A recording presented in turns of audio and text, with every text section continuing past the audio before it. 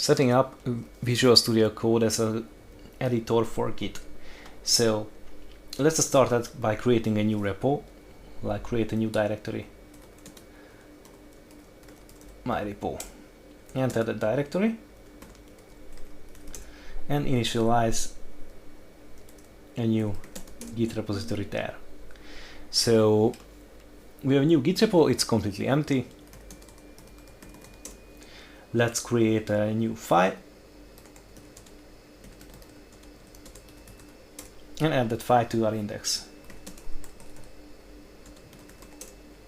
Now if I want to do a commit, but I don't provide a commit message as a command line parameter, then Git will land me in an editor called Nano, or sometimes it's going to be VI or Vim. Basically it will be an editor running in the terminal.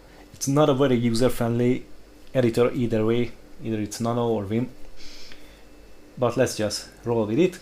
Let's say my first commit. Yeah, save modified buffer, write the file.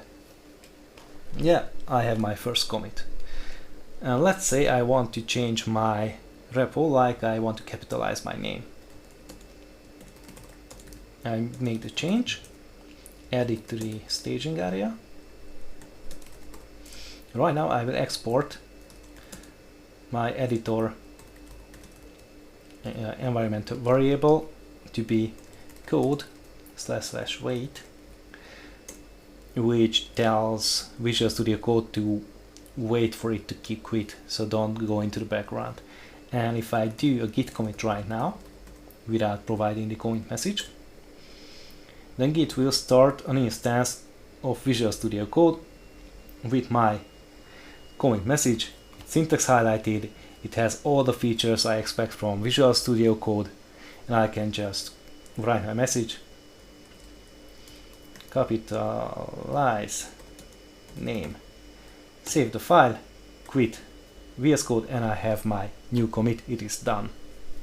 So that's it.